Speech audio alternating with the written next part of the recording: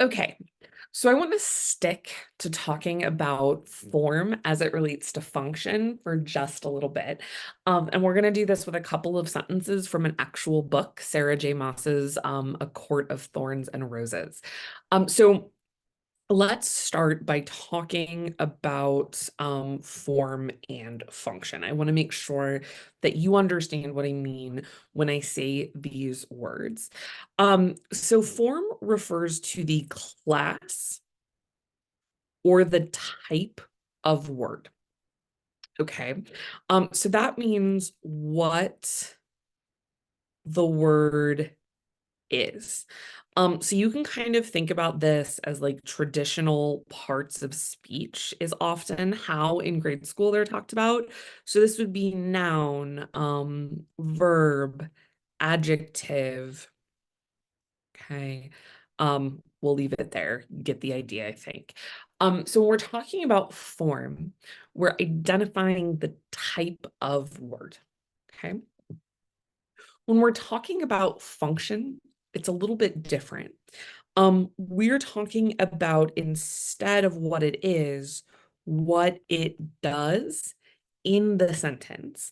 So this means that instead of looking at something like parts of speech, we're talking instead about things like subject, predicate, right? Modifier. What is it that the word is doing in the sentence? That's what the function is all about. So in terms of our approach in this class and with the textbook you're looking at, the textbook talks about form function trees. I am not going to be like crazy with the form function trees. I don't care if they're like 100% accurate to how the book is talking about them. What I like about them is that they give us a visual way to represent and to understand the relationships between words in a sentence and between how we're thinking about the form and the function of words within a sentence. So we're going to go ahead and do a couple of form function trees, and we're going to start by looking at this sentence. So the spring court was a land of lush forests, is the sentence that we're going to be doing a form function tree for. And you'll see that I already kind of have it layered out. So here is what a form function tree is and why I like it. I'm going to draw a line. Okay. Um, Up top is where we write the form of the word, and down below is where we write the function of the word. Okay. Oftentimes I think it's helpful to identify the form. So that's where we're going to start, and then we'll start talking about the function of the words in a sentence. So the word the is a definite article. Okay. That is its form. Spring court is a proper noun. Was is a verb. I'm just going to do V. We'll know what it is. A is called an indefinite article. Okay. Land is a noun, so I'm just going to do N. Of is a preposition, so I'm going to do P. Lush is an adjective, and forest is a noun. Okay, so we have just identified the like standard form of all of these words, but we're not done quite yet. Okay, now let's kind of start from lush forests. We have an adjective and a noun. When we have a noun and an adjective, that means that we have what is called a noun phrase. And there's the video on noun phrases if you have questions about it. This noun phrase exists within this prepositional phrase, which I am going to abbreviate as PP right here. Okay.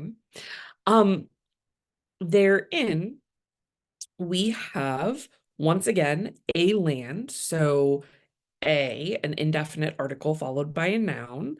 So we have another noun phrase. Okay. And then we have was, which is a verb, and verbs are almost always part of verb phrases.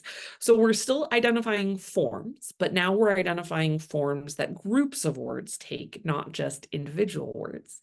And then a definite and an indefinite article are going to be a noun phrase.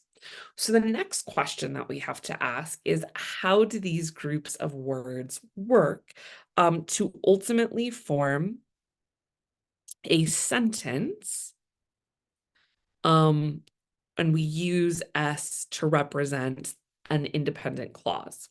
Okay. So an independent clause is going to have what is called an inflection phrase. Another way of kind of thinking about that is a predicate phrase. And we'll talk in a little bit more detail about these things later. I don't want you to get lost in these details. I'm just explaining to you so that you have them. And a noun phrase. So this is our main sentence, a noun phrase plus an inflection phrase. So that's where we get our subject predicate split, which we'll talk about in just a second. And we are going to have our verb phrase, which forms part of our inflection phrase. And then we'll have our noun phrase. And then we have this prepositional phrase, which forms an additional branch of this inflection phrase. So we have officially identified all of the various forms that this takes. Okay.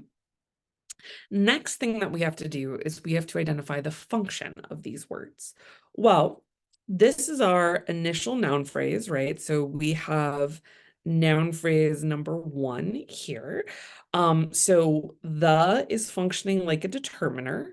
Spring court is the head word in noun phrase, and all of these words together are functioning like the subject in a sentence, right? Was, as we said, is a verb, so it is functioning like the predicate. Okay. A is an indefinite article, so it's functioning like a determiner. Head word, right, is land, so it's the head word of noun phrase number 2. And together, they are explaining or kind of describing spring court. So what we have is a subject complement, not a direct object. Okay, that's their function. So both of these are noun phrases, but they're functioning in different ways, right? We have 2 head words, but they're still functioning in different ways, which is what's important.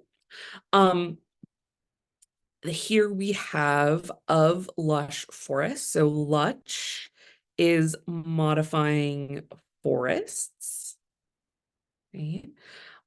Forest is actually functioning like the head word, and the object of the preposition. Okay. And then this whole thing modifies land. Okay. So what you'll see from the diagramming that we've done here is that not only are we kind of able to isolate and to see that we have 3 different noun phrases that are all filling different functions, right? We have 1, which is the subject of a sentence. We have 2, which is the subject complement, and we have 3, which is the object of the preposition. Right? So 3 different functions for the same form of a word. And you'll notice that there are multiple layers of form, just as there are multiple layers of function. So there are individual word forms, then there are forms for groups of words, just like there are individual word functions and then collective functions for groups of words. Okay, so we're going to scroll down and we're going to do this one more time and take a look at this sentence. Tamlin murmured a soft, wordless sound. Okay, so we're going to start in a very similar and familiar way. So Tamlin, once again, we have a proper noun. Okay. Murmured is a verb. A is an indefinite article. Okay. Soft is an adjective. Wordless is also an adjective.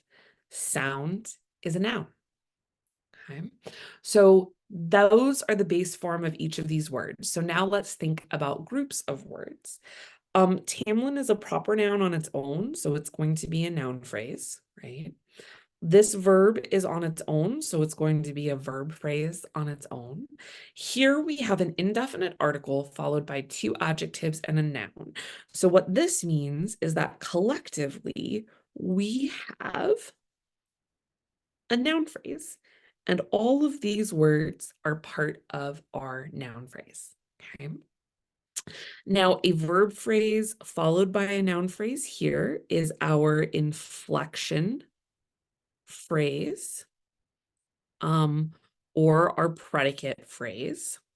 Okay, so it's where our subject and our predicate split, which means that our main sentence is our noun phrase and our inflection phrase. Okay, so those are the functions of all of our individual words and all of our groups of words. So next step, we'll be looking at the function of the words themselves in the sentence. So Tamlin is the one who is murmuring. So Tamlin then is our subject. So this noun phrase is our subject. Murmured functions as our predicate. And here we have a couple of layers. A is a determiner. Soft modifies sounds, just like wordless modifies sound. Okay. In the original sentence, we have this comma. If we didn't have this comma, we would have the connector and. So the coordinating conjunction and that would be functioning like a connector. So for that reason, both soft and wordless modify sound, which functions as our head word. Okay, for this noun phrase. Now we have a subject predicate followed by an additional noun phrase. So this is noun phrase 2. And so what we have here is a direct object. Okay. So noun phrase 2 functions as our direct object. So really what you can see, the form function trees are just a way to help us understand, right, the forms the words take and the functions the words have. They don't do any of this work on their own. They're just a way for us to kind of see those connections and to think about how the words are related to each other. Okay. So hopefully this is helpful. I promise I will go over using form function trees again. I just thought that this would be a good illustration of explaining why it is that they might be useful and helpful to us throughout this class.